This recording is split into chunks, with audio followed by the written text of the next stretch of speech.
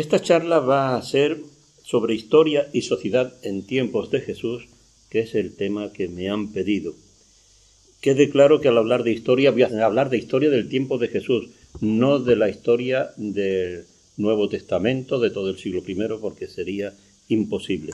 Incluso dentro del tiempo de Jesús me voy a limitar a una serie de datos que me parecen fundamentales, pero no a enumerar una serie de fechas o una serie de nombres que pueden ser interesantes en sí mismos, pero que desviarían demasiado la atención.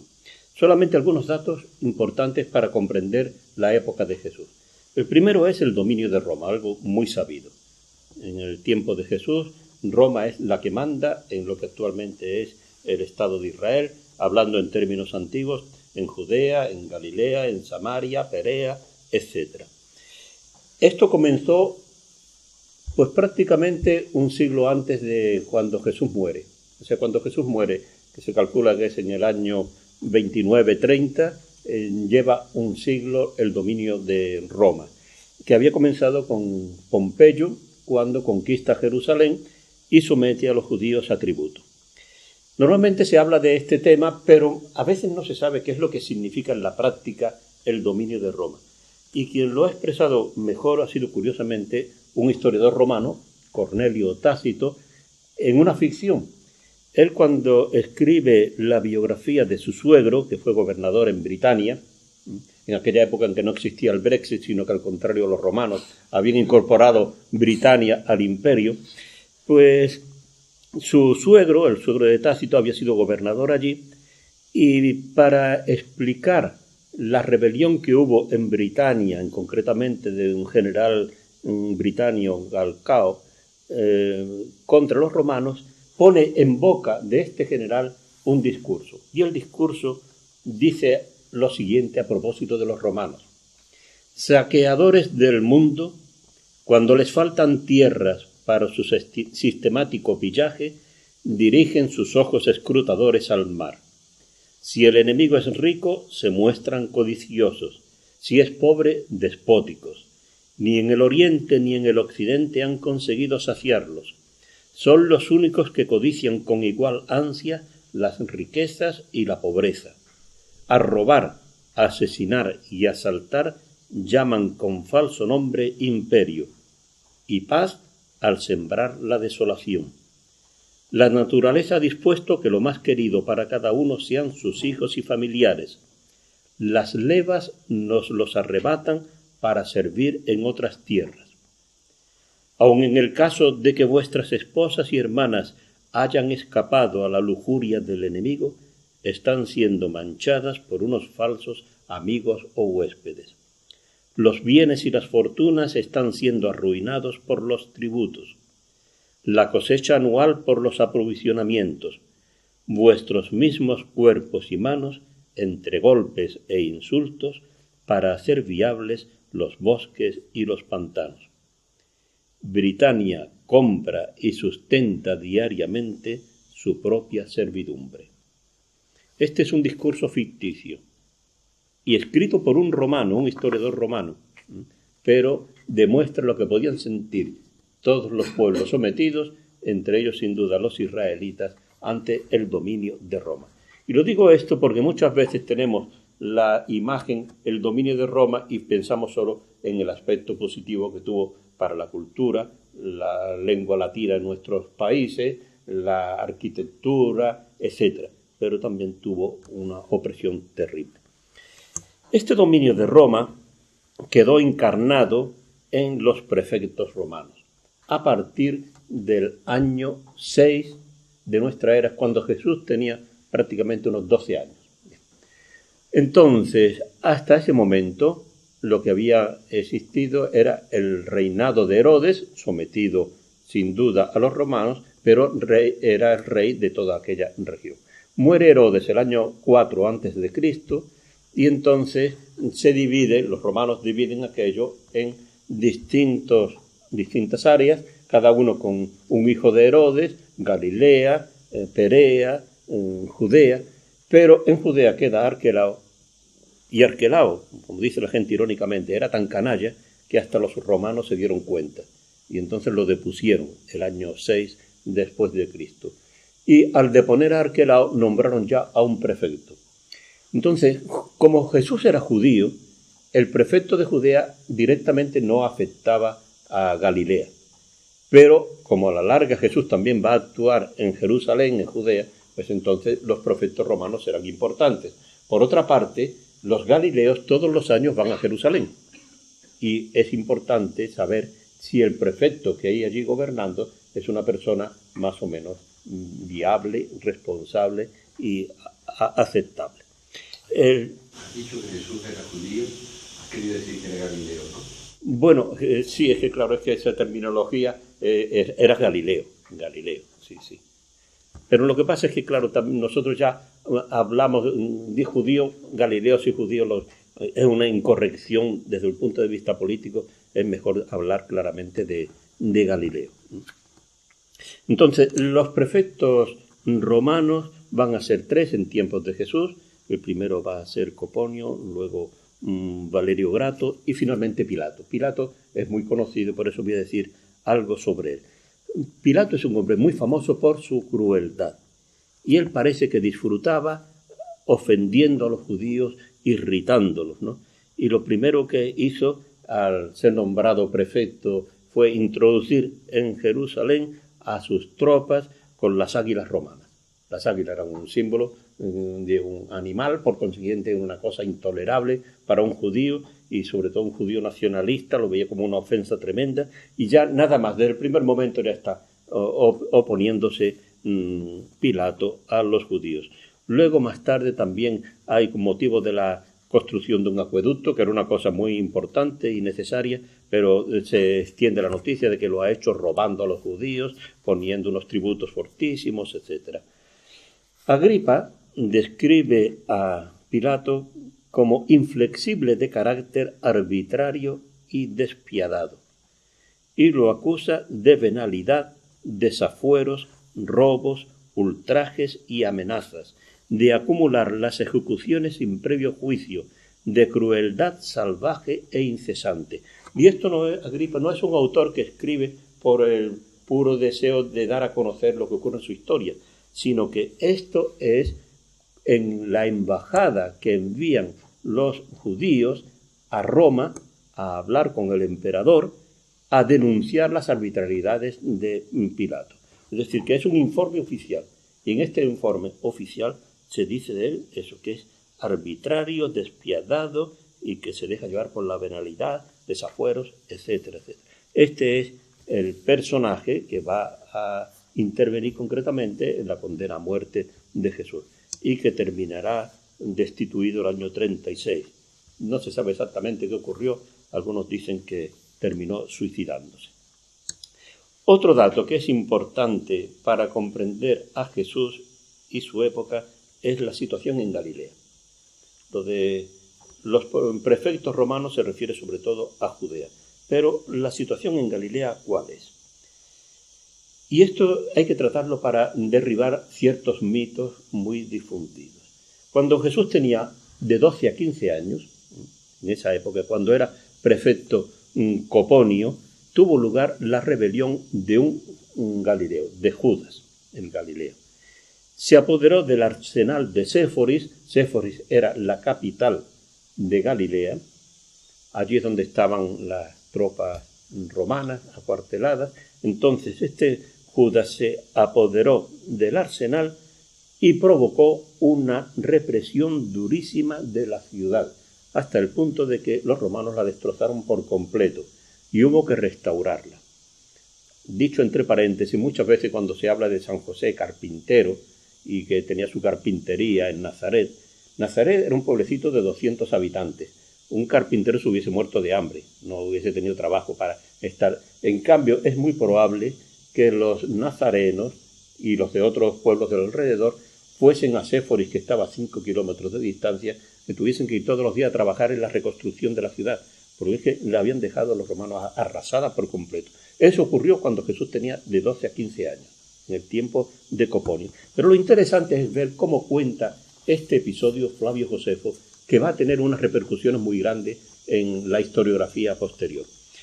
La primera vez lo cuenta en el libro, en el Bellum Judaicum, la guerra de los judíos, y dice que en tiempo de Coponio, un Galileo llamado Judas incitaba a los habitantes del país a la rebelión, acusándolos de cobardes si pagaban el impuesto a los romanos y si reconocían amos mortales al lado de Dios.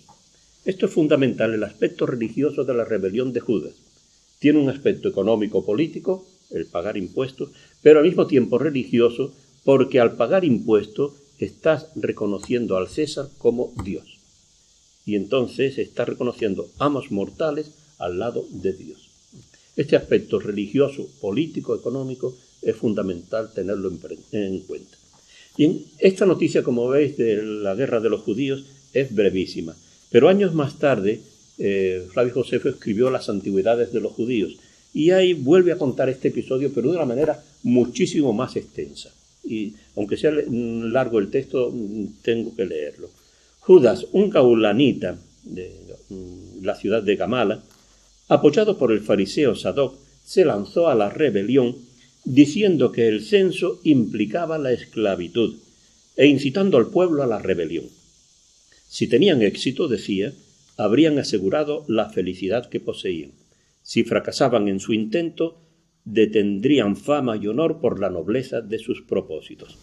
Decía que Dios colaboraría con su empresa si ellos, entusiasmados por la grandeza de la causa, permanecían firmes en su propósito sin retroceder ni siquiera ante la muerte. La gente oía de muy buen grado lo que ellos decían. Así la arriesgada empresa hizo rápidos progresos. No hubo mal que no causaran esos hombres y que no influyera en la nación más de lo que se puede decir. Ya no está hablando de la región de Galilea, sino de la nación, de todo Judá, del pueblo judío. No hubo mal que no causaran esos hombres y que no influyera en la nación más de lo que se puede decir. Guerras de violencia incontrolable, desaparición de amigos que hubieran podido aligerar las penas, ataques de bandoleros, asesinatos de notables. Todo esto con el pretexto de bien común, en realidad por interés personal. De aquí se originaron sediciones y asesinatos políticos, ya sea a manos de los enemigos, ya sea a manos de los mismos compatriotas, por el odio ciego que enfrentaba a unos contra otros. Esto llevó a las peores abyecciones, toma y destrucción de ciudades, hasta que el mismo templo de Dios llegó a ser pasto de las llamas enemigas. Esa fue la sedición. Así pues, la innovación en las instituciones patrias es un peligro inmenso para la salud de la nación. En este caso, Judas y Sadoc introdujeron una cuarta filosofía extraña para nosotros. Ganaron muchos adictos, llenaron el país de desórdenes inmediatos y sembraron las raíces de los males que se hicieron sentir más tarde. Todo sucedió a causa de la nueva filosofía. Un texto muy largo, pero aquí lo importante es lo siguiente, que mucha gente ha utilizado este texto para decir, como todo empieza en la época en que Jesús es un muchacho, de 12 a 15 años, demuestra que todas estas desgracias ocurrieron en vida de Jesús. Y por consiguiente, la época de Jesús fue una época de conflictos políticos continuos. Y sin embargo, el texto interpretado rectamente cae uno en la cuenta de que empieza y termina hablando de la época de Judas y Sadoc, de los años 6 al 9 después de Cristo, ¿no? Pero que luego empieza a hablar de cosas posteriores hasta el punto de que llega a hablar de que el mismo templo de Dios llegó a ser pasto de las llamas, y eso fue el año 70. Es decir, que Flavio Josefo, en este caso, ha unido todos los acontecimientos desde el año 6 hasta el año 70 para demostrar cómo esa cuarta filosofía que él dice, ¿no?, que es una filosofía para él de terrorista, de puros terroristas, ¿no?, empezó en el año 6 al 9, pero después tuvo unos efectos perniciosos a continuación. El error de muchos historiadores y de mucha gente que habla de la época de Jesús es decir que toda la época de Jesús fue como ese momento inicial de los años 6 al 9. De hecho, los testimonios que tenemos, por ejemplo, de Tácito, cuando habla de la época de Tiberio y habla de que en tiempos de Tiberio hubo calma. O sea, tiempo de Tiberio es precisamente cuando Jesús actúa. Y Jesús muere en el reinado de Tiberio, en el imperio de Tiberio, ¿no? Y Tácito dice expresamente, sub Tiberio quies. En tiempo de Tiberio no hubo problemas, hubo calma. Esto conviene tenerlo presente. Lo ha estudiado un autor de lengua española, Guevara, y la situación política, etcétera, y la conclusión a la que llegó es precisamente a esta. Otra cosa que hay que aclarar, y sigue todavía saliendo continuamente, es la confusión entre sicarios y celotes. Hay mucha gente que afirma categóricamente, con toda la alegría del mundo, que en tiempos de Jesús había celotes. Eso es como decir que en tiempos de Primo de Rivera, de la dictadura de Primo de Rivera, existía Podemos. Mire usted, no. Esto es un fenómeno muy reciente. No se pueden cambiar las cosas de fecha. La culpa de todo esto, de poner a los celotes en tiempos de Jesús, la tuvo un grandísimo autor alemán, un grandísimo historiador, Martin Engel, que fue el que escribió un libro enorme sobre los celotes, pero interpretó mal unos textos de Flavio Josefo. Y eso le llevó a confusión, y luego se ha estudiado mucho el tema y se ha dicho que no lleva razón. Por eso quiero aclarar esta cuestión. En tiempos de Jesús lo que existían eran los celosos, que es muy distinto, celosos y celotes, aunque tengan una raíz parecida, ¿no? El celoso tiene una tradición antiquísima en la Biblia, es un fanático, el fanático individualista que piensa que tiene que cortarle el cuello al que haga algo que está en contra de la voluntad de Dios. Y eso se remonta a Finés, un sacerdote que dice, según el libro de los Números, que ve un día que está un israelita en su tienda con una madianita, y que, claro, el pueblo, la raza santa se ha contaminado con una mujer pagana que da culto a Baal, y entonces, mientras toda la gente lo único que hace es lamentarse y quejarse de ese pecado terrible, es lo que hace coger una lanza y atravesar a los dos con la lanza, y los mata a los dos. Y como consecuencia de eso, dice el libro de los Números que Dios los premia con un sacerdocio eterno, etcétera, ¿no? Porque Dios está muy contento de que se defienda su honor de esa manera. Ese tema del celo por la causa de Dios se repite al cabo de siglos, 2 siglos antes de Cristo, en la rebelión de los macabeos. Y el padre de los macabeos, Matatías, precisamente cuando ve que un judío está ofreciendo sacrificio a los dioses paganos, pues coge la espada y lo mata. Y dice el texto expresamente, el libro de los Macabeos, que imitó la conducta de Finés, que había matado a aquel israelita. Bueno, pues ese celo es el que también se da en San Pablo. Pablo es un celoso, un fanático que persigue a la iglesia. O sea que, pero eso no tiene nada que ver con los celotes, son celosos. Junto con los celosos, que son generalmente individuos aislados, aunque compartan la misma mentalidad religiosa, están los sicarios. Los sicarios es un grupo que surgen como oposición a Roma y oposición al pago del tributo. Y estos sí surgen en tiempos de Jesús, cuando Jesús era niño. Es el grupo de Judas el Galileo. Estos tienen una mentalidad religiosa, consideran el pago del tributo una idolatría, porque es reconocer al César como si fuese Dios. Y por consiguiente a un idólatra hay que matarlo. Pero reciben este nombre de sicario porque no se dejan llevar por el momento, el arrebato, sino que ya planean sus acciones. Y para llevar a cabo la muerte del enemigo, utilizan la sica, que es una espada pequeña que se puede esconder fácilmente debajo de la ropa. Bueno, y dice Flavio Josefo lo siguiente: brotó en Jerusalén otra especie de bandidos, los llamados sicarios, que mataban a las personas en pleno día y en medio de la ciudad. Especialmente durante las fiestas, se mezclaban con la muchedumbre y herían a sus adversarios con los pequeños puñales que llevaban ocultos bajo sus ropas. Luego, una vez caídas las víctimas, los asesinos hacían corro con los que se indignaban por ello, de manera que incluso por su aspecto digno de confianza resultaba absolutamente imposible descubrirlos.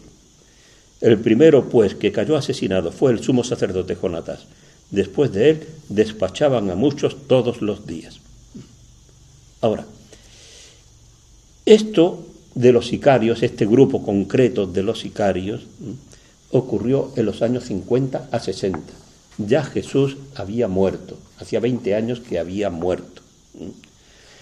Y más tarde, bueno, ¿qué pasó con este grupo de los sicarios? Por si alguno está interesado, este grupo, cuando cayó Jerusalén en el año 70, se refugió en Masada, allí junto al Mar Muerto, y allí en Masada resistió hasta el año 73, cuando los asediaron las tropas romanas, y entonces, según la versión de Flavio Josefo, optaron por suicidarse. Bien.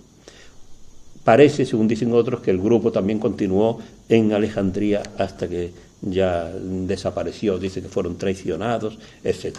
Pero esto es un grupo, insisto, de una acción muy concreta con el uso de la SICA, etc., que surge en los años 50 a 60, que tienen también una mentalidad religiosa y política y son muy fanáticos, tal como los presenta Flavio Josefo, sobre todo cuando deciden suicidarse en Masada, pues es un fanatismo religioso enorme. Y una cosa distinta es el grupo de los celotes. O sea que distingamos los celosos, que son personas individuales, el grupo de Judas el Galileo, que tiene una mentalidad religiosa, política, económica, pero que eso lo arrasan los romanos bastante pronto.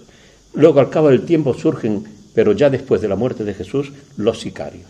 Y finalmente, en el año 66, surgen los celotas. El año 66 es cuando se decide rebelarse contra Roma, declararle la guerra a Roma. Y entonces cuando surge este grupo, que es un partido político, sin trasfondo religioso ninguno.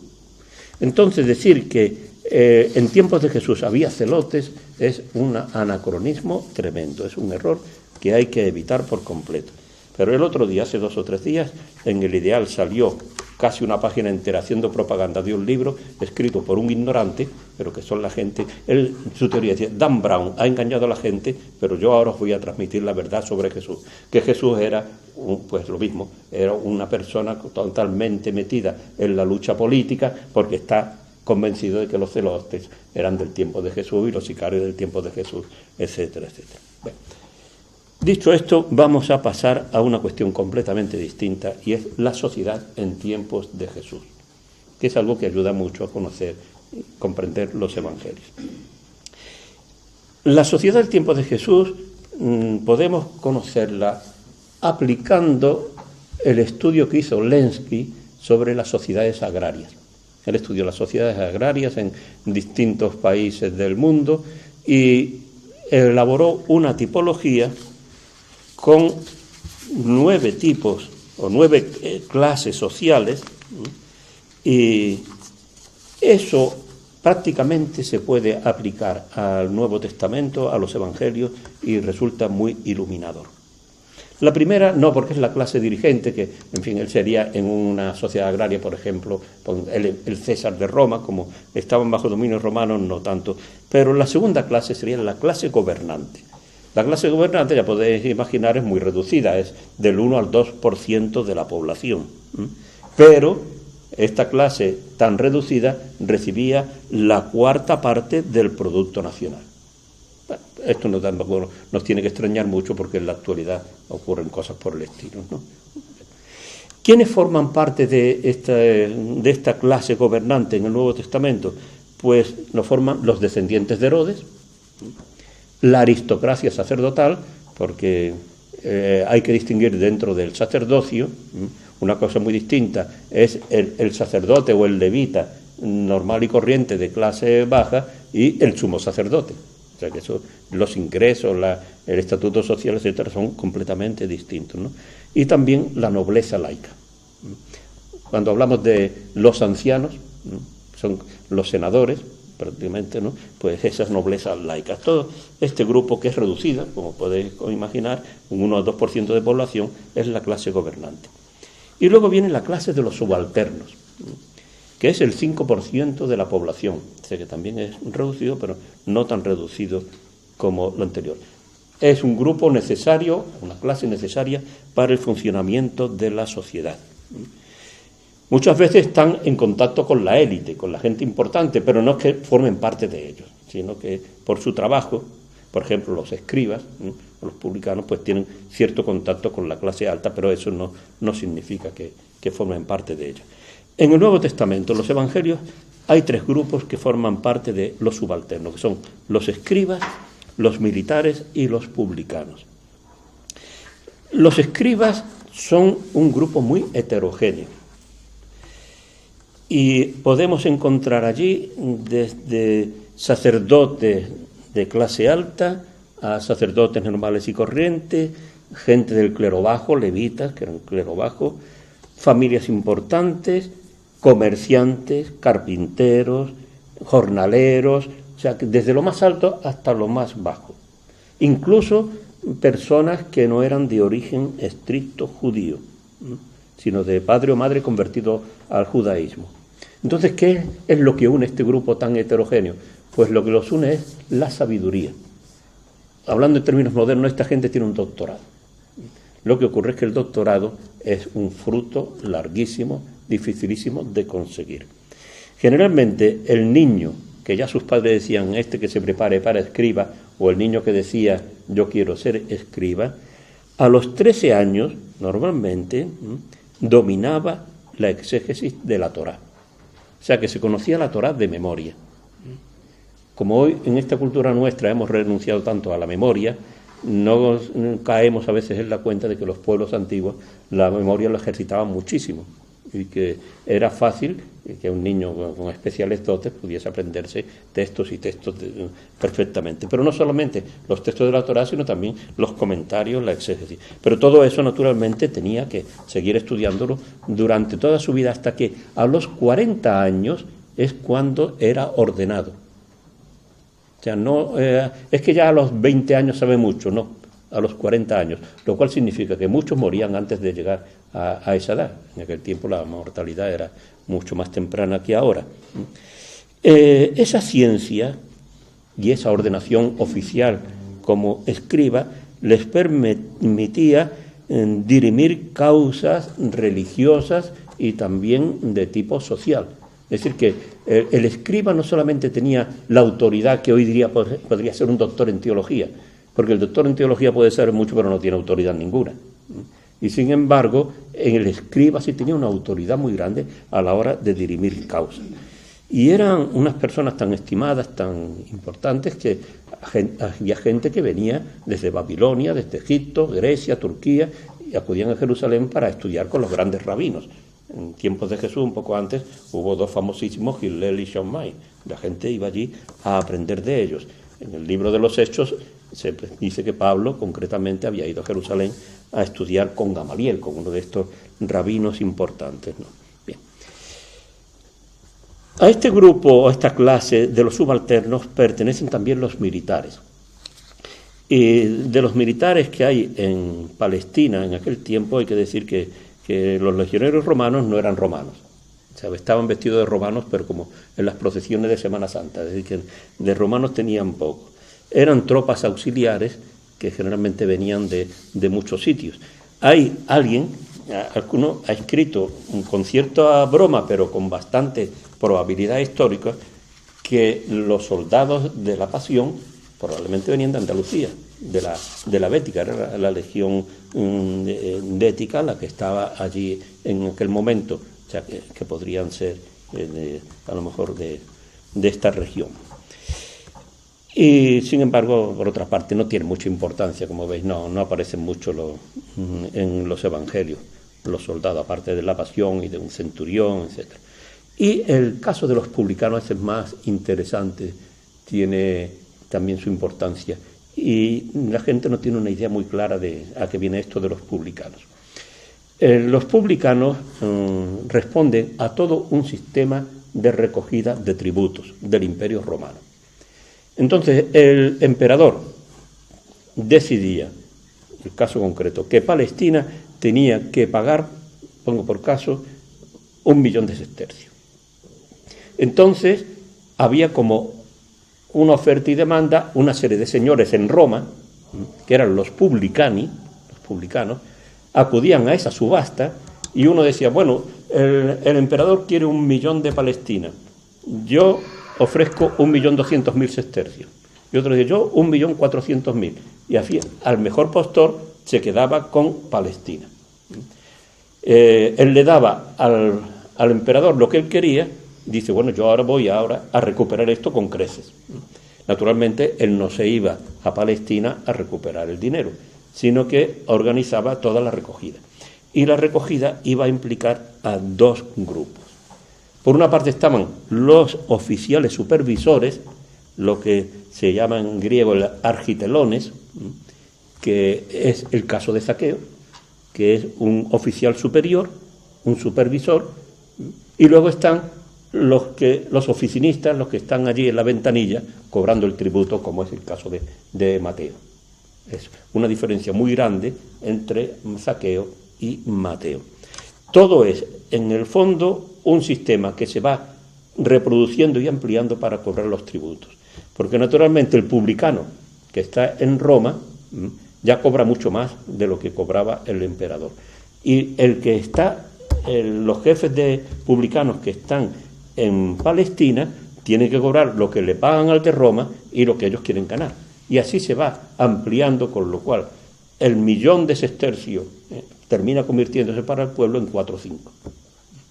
Y eso lleva a un odio enorme a los publicanos, como se sabe por los evangelios. Hay un judío, Edersheim, que ha escrito un poco sobre este tema, diciendo la actitud que podía suscitar el publicano en el pueblo. Dice, los publicanos recaudaban también derechos de importación y exportación, portazgos, peaje, impuestos urbanos, etc. Y si el pacífico residente, el labrador, el comerciante o el fabricante se veía constantemente expuesto a sus exacciones, el viajero, el caravanero o el buhonero se encontraban con su vejatoria presencia en cada puente, por la carretera y a la entrada de las ciudades. Se tenía que descargar cada bulto, y todo su contenido era abierto y registrado. Hasta las cartas eran abiertas. Y debe haberse precisado algo más que de la paciencia oriental para soportar la insolencia de los recaudadores y para someterse a sus falsas acusaciones al fijar arbitrariamente la cuota por la tierra o los ingresos o el valor de las mercancías. Así, por mucho que en la lejana Roma Cicerón pudiera describir a los publicani como la flor de los gentiles hombres, el adorno del Estado y la fuerza de la República, o como los más rectos y respetados de los hombres, los rabinos en la distante Palestina pueden ser excusados por su intenso odio contra los publicanos, aunque llegaran al exceso de declararlos incapacitados para dar testimonio ante un tribunal judío, o de prohibir recibir sus dones caritativos, o incluso cambiar dinero procedente de la tesorería de ellos, de ponerlos a la par no solo con las prostitutas y los gentiles, sino con los bandidos y los asesinos, e incluso de declararlos excomulgados. Este texto sugiere infinitamente más de lo que a veces cuando leemos en el Evangelio, bueno, pues un publicano, o que Jesús se sienta a comer con los publicanos. Eso es dinamita pura. Para un judío piadoso, eso es una cosa terrible. La cuarta clase social que distingue Lenski en las sociedades agrarias es la de los comerciantes. Y ya estamos en las clases inferiores, pero a veces lograban parte de riqueza. O sea, no encajan ni en las clases de arriba ni en las de abajo, están ahí en una zona intermedia. En el Evangelio no aparecen los comerciantes prácticamente nunca, ¿no? La quinta clase es la clase sacerdotal. Y esta ya es la clase de los sacerdotes de nivel inferior, los simples sacerdotes. En tiempos de Jesús estaban distribuidos en 24 clases sacerdotales, que se turnaban por semana, de sábado a sábado. Y esto significa que la inmensa mayoría de los sacerdotes no están en el templo. En primer lugar, un sacerdote no puede oficiar fuera del templo de Jerusalén. O sea que en Nazaret puede haber sacerdotes, pero si están allí es porque viven en Nazaret. Pero desde luego en la sinagoga no tiene nada que hacer. Lo típico es el sacrificio de un animal. Eso solo se puede hacer en el templo de Jerusalén. Por consiguiente, como son tantos sacerdotes, unos 7.200, para un solo lugar de culto, el de Jerusalén, se distribuyen a lo largo de semanas y el resto del año se lo van a su casa y trabajan allí en lo que sea, uno generalmente en el campo o en cualquier otra cosa, otros son carpinteros, etcétera. Son gente muy, muy sencilla, no tienen nada que ver con el nivel de vida de los sumos sacerdotes de Jerusalén, que los sumos sacerdotes no es como los papas, que hay uno, bueno, ahora tenemos dos, o uno y un ex. Pero entonces, cuando el sumo sacerdocio cambiaba, al cabo de un año, de 2 años de sumo sacerdote, venía uno nuevo, pero el anterior seguía siendo llamado sumo sacerdote. Por eso en los evangelios se habla en plural, sumos sacerdotes, no sumo sacerdote uno solo. Bueno, pero esos tienen un nivel que no tienen para nada estos de la clase baja. Y ya dentro del clero, lo último son los levitas. Los levitas no participan en el culto sacrificial, y tienen que cumplir funciones muy, muy simples. Los más altos son los cantores, los músicos son los que están a un nivel superior, pero otros son porteros, hacen de policía del templo, etcétera, ¿no? O sea que es una cosa muy moderna. Y también están divididos en 24 secciones semanales. Parece que eran unos 10.000 levitas en tiempos de Jesús. Sexta clase, la clase campesina.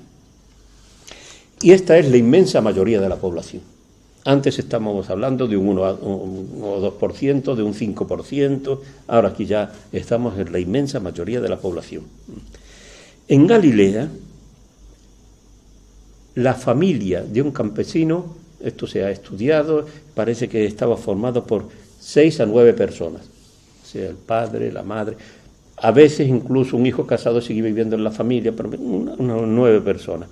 Y el terreno que cultivaba era de 8 a 10 hectáreas por término medio, ¿no? Era una cosa muy abundante. La mayor parte de la cosecha servía para satisfacer las propias necesidades, para sobrevivir.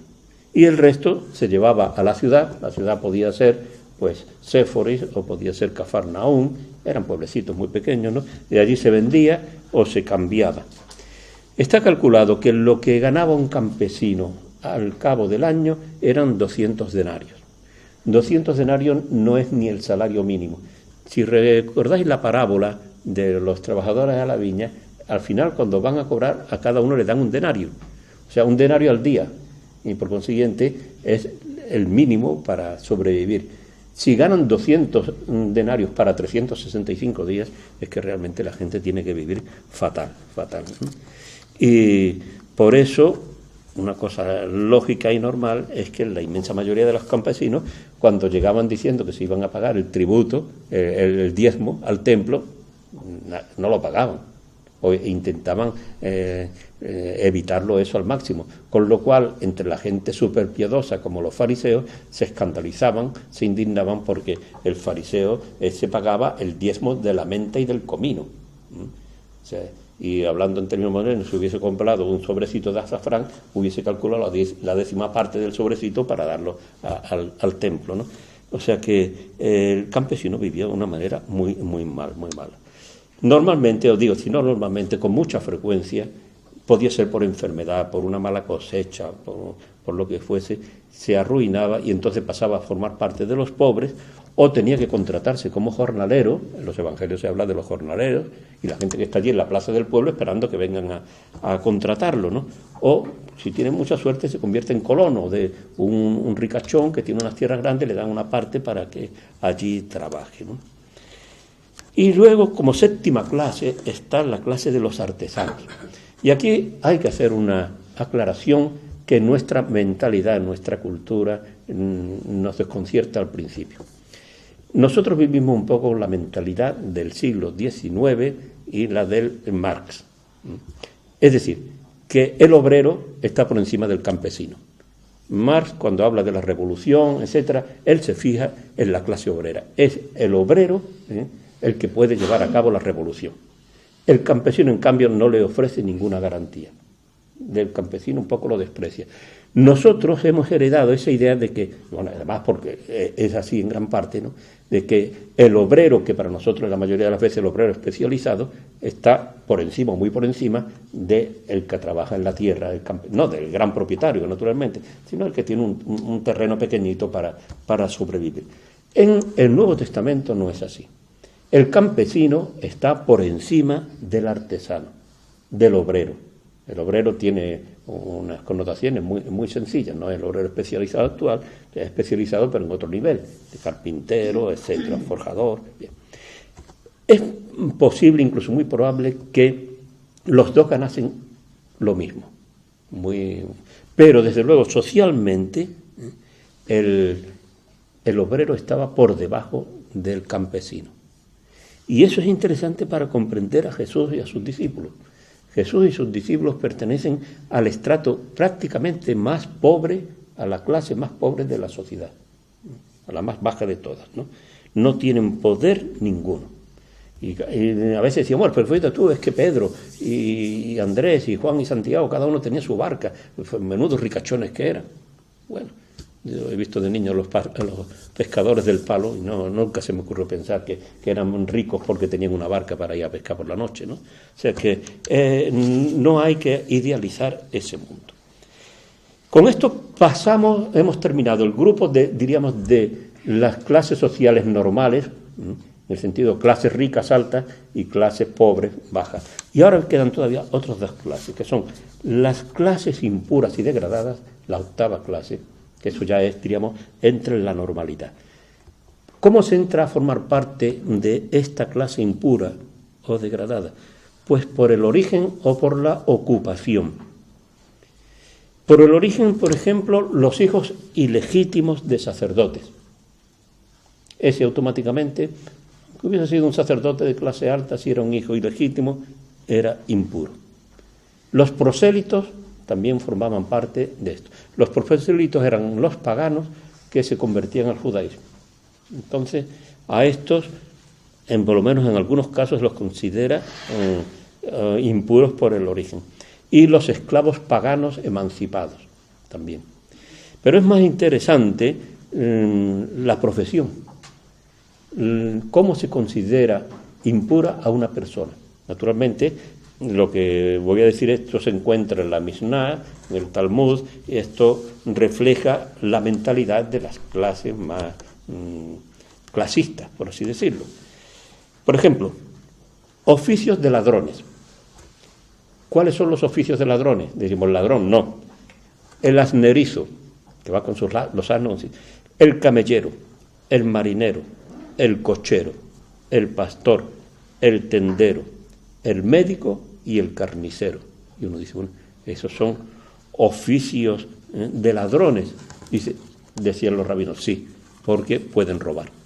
El camellero va con los camellos cargados de mercancía y durante el trayecto puede robar. El marinero puede robar del barco, el tendero en la tienda, el médico, el carnicero. Entonces, ante ese peligro, oficios que hacen pertenecer a las clases impuras. Otros son oficios despreciables: recogedor de basuras, fundidor de cobre y curtidor. Y esto es por la peste que echan. Y es muy interesante, desde luego, lo del curtidor, como tienen que manejar unos ácidos muy fuertes, ¿no? Dicen que la peste es insoportable. La mujer israelita no tenía nunca el derecho a pedir el divorcio. Solamente el varón podía divorciarse cuando le diera la gana. La mujer nunca, menos la mujer de un curtidor. La mujer de un curtidor se pensaba, bueno, esta ya es que no puede más, ¿no? La pobre que se divorcie si quiere, ¿no? Bueno, este detalle es muy interesante para comprender lo que hace Pedro en el libro de los Hechos de los Apóstoles cuando llega a Jope, y es que va a vivir a casa de un curtidor.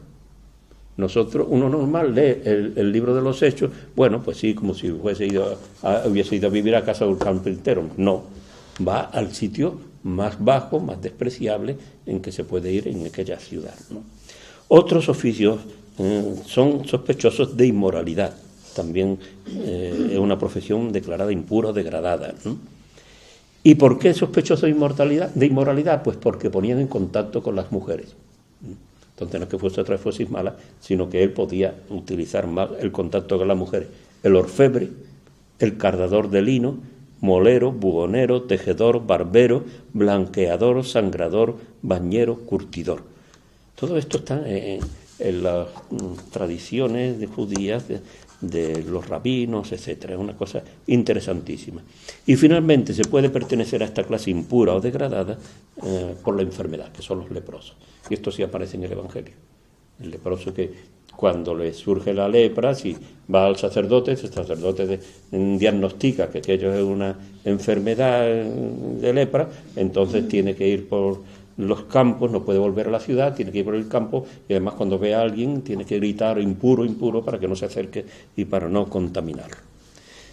Última clase de las sociedades agrarias es la clase de los despreciables, que es de un 5 a un 10% de la población. Y de esto dice Lenski que estaba formada por una gran diversidad de individuos, entre los que cabría enumerar a los pequeños delincuentes y criminales, los mendigos, los subempleados itinerantes o sin trabajo fijo y en general a cuantos se veían obligados a vivir de su ingenio o de la caridad pública. Esta clase de los despreciables uno piensa un poco en la actualidad, pero por ejemplo en nuestro siglo de oro, en la literatura de los siglos de oro, etcétera, ¿no? Y esta gente que tiene que vivir de su ingenio o de la caridad pública es abundantísima. Lo de la caridad pública, esto ya es una cosa. En Roma encuentra uno mendigos por todas partes, y aquí y en todos los sitios ya, ¿no? O sea que y a vivir de su ingenio, estos ya son demasiados los que viven de su ingenio, ¿no? Pero a veces no forman parte de los despreciables, sino de los más estimados. Bien, pues supongo que esto les ayudará a comprender un poco más el Nuevo Testamento. Voy a añadir una cosa brevísima, porque todo esto es como una cosa muy sociológica o histórica, ¿no? Y ahora pasando más para comprender al Nuevo Testamento y al mundo, a la sociedad del tiempo de Jesús, ¿qué esperaba aquella gente? ¿Qué esperaban los contemporáneos de Jesús? Pues su esperanza, así en líneas generales, se podría delimitar en 4 campos.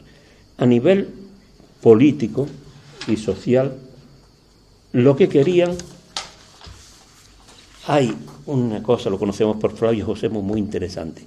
Fijaos, el año 4, cuando muere Herodes, hay una especie de rebelión en la gente, a ver que el cambio, quieren un cambio tremendo, y lo que piden es disminución de las tasas, abolición de los impuestos, liberación de los prisioneros políticos, castigo de los favoritos de Herodes y destitución del sumo sacerdote.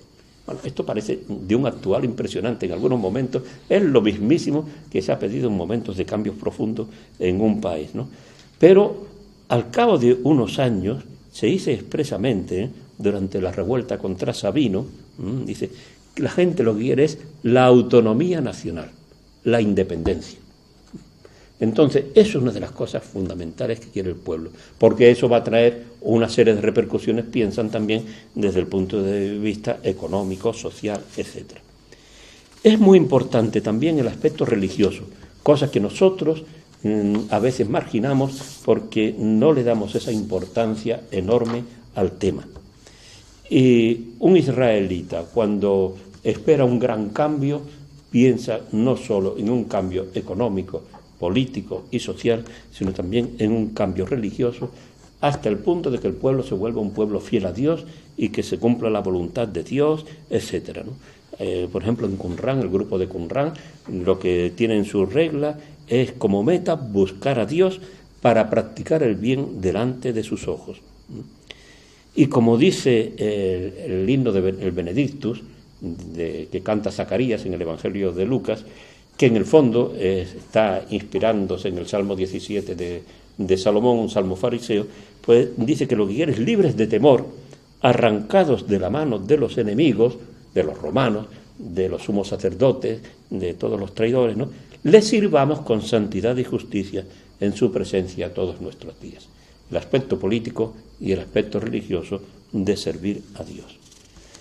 Otras veces, cuando viene un problema personal muy fuerte, lo que espera la gente es que ese problema se resuelva. Llega un momento que le trae sin cuidado, si dominan los romanos o si dominan los israelitas, el problema es que el niño lo tiene malísimo, que se está muriendo de hambre, etcétera. Y hay también este aspecto existencial, personal, de que se siente uno desgraciado, que se siente uno sin sentido en la vida, etcétera, etcétera.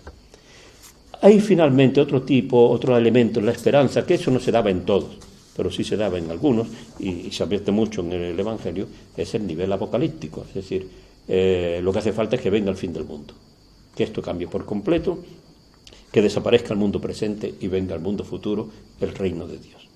Entonces, la respuesta que los contemporáneos de Jesús ven a todos esos problemas, de tipo político, social, económico, religioso, existencial, todo se concentra en el reino de Dios. Yo muchas veces he comentado, si aquí en Granada alguien fuese a la plaza de Birrambla diciendo el reino de Dios está cerca, dirían, este tío está loco, o bueno, que siga diciendo tonterías, ¿no? Sin embargo, cuando Juan Bautista llega allí en Israel y dice el reino de Dios está cerca, está diciendo lo más grande que puede decir la mayor noticia y lo más maravilloso. Y Jesús es también lo que recoge. Y eso, bueno, con esto tiene ya una panorámica del mundo de Jesús, muy breve, pero al menos como un anticipo de lo que podéis trabajar por vuestra cuenta.